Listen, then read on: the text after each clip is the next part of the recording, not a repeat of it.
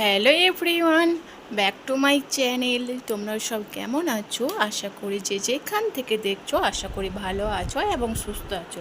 তো সকলকে জানাই গুড ইভিনিং। মানে বিকালবেলা শুধু ওয়েদারটা দেখো, এত সুন্দর না ব্লগ করে পারলাম না। খুব সুন্দর লাগছে। আর এই যে কাপড় মালা, যে তারটা আমরা যে কাপড় রোদ্রে শুকানোর জন্য যে ইউজ করে থাকি, সেই তারটার মধ্যে কত সুন্দর টিপটাপ বৃষ্টিগুলো বসে আছে, এত সুন্দর লাগছিল। তাই তোমাদের সঙ্গে এক ঝলক শেয়ার করে দিলাম। তো ওটাই ভাবছিলাম, যা শর্ট ভিডিও যদি এখানে কোনো রিলস করা হয়, কত সুন্দর ওয়েদারটা আছে দেখো, কিন্তু পারফেক্ট কিন্তু ভালো রিলস করা যাবে যারা শর্ট ভিডিও করে। তো আর ওয়েদারটা এত সুন্দর, বৃষ্টি হওয়ার পর থেকে মানে বৃষ্টি এখনও হচ্ছে, বলবো না যে পুরোটাই অফ হয়ে গেছে। তো রোদ গরম চাইছিলাম, রোদ গরমের মধ্যে কিন্তু এই যে বৃষ্টি দিয়েছে।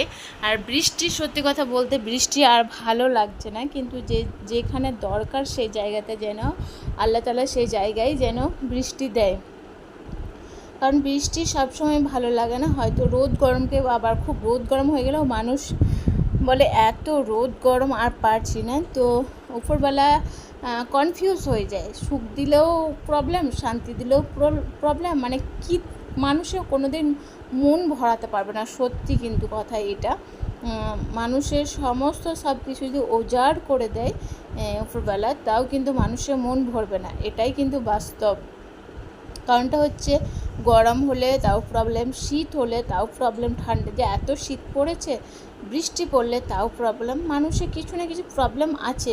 মানুষের যদি মনটাই যদি ভরে যেত, তাহলে সব কিছু দিয়ে শান্তি থাকতো। যতই যার থাক না কেন, মন মানুষের কিন্তু ভরাতে পারবে না, এটাই হচ্ছে বাস্তব।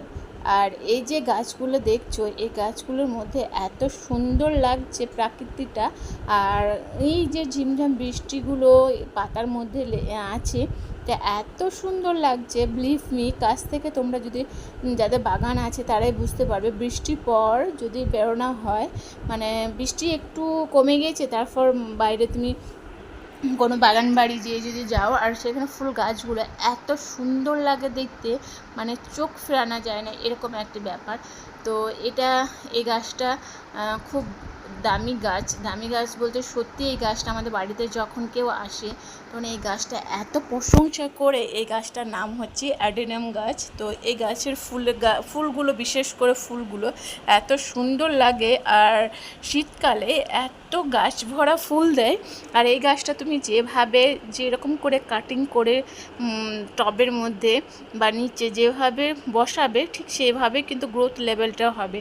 এই গাছটা মানে খুব সুন্দর শেপ করলে তুমি সেই শেপের মধ্যেই কিন্তু বেড়ে উঠবে এই গাছটার মধ্যে। এরই নাম হচ্ছে অ্যাডেনিয়াম। এই জন্যেই এর পারফেক্ট নামটাই হচ্ছে অ্যাডেনিয়াম। আর এই ফুলটা দেখো, এত সুন্দর, মনে হচ্ছে যেন গোলাপ। দেন তারপর এই যে সকালবেলায় মামামকে উঠে স্কুল যাওয়ার জন্য রেডি করেছি। স্কুল যাবে আর বাইরে পড়ছে বৃষ্টি। মামামকে গাড়িতে তুলে দেওয়ার পর এই যে ওয়েদারটা দেখতে পাচ্ছ, কতটা খানি বৃষ্টি পড়েছে। উঠোনটা একদম জলে ভর্তি হয়ে গেছে, কারণ এত বৃষ্টি হয়েছে সেই রাত্রে থেকে। এখনও বৃষ্টি আপাতত এখন একটু অফ হয়েছে, কিন্তু মেঘের অবস্থা এখনও খুবই খারাপ আছে। যে পরিষ্কার হয়ে গেছে তা নয়। তো খুব সাবধানে উঠোনে চলাফেরা করতে হচ্ছে, কারণ বৃষ্টির সময় একটু এই ওপাট ওপাট হয়ে গেলে ব্যাস একদম দ্রুম করে পড়ে যাবে। আর একবার পড়ে গেলে ব্যাস ক্যাচকে যদি লেগে যায় কোমরে বা হাতে পায়ে, তো এখন তো গল্প হয়ে যাবে।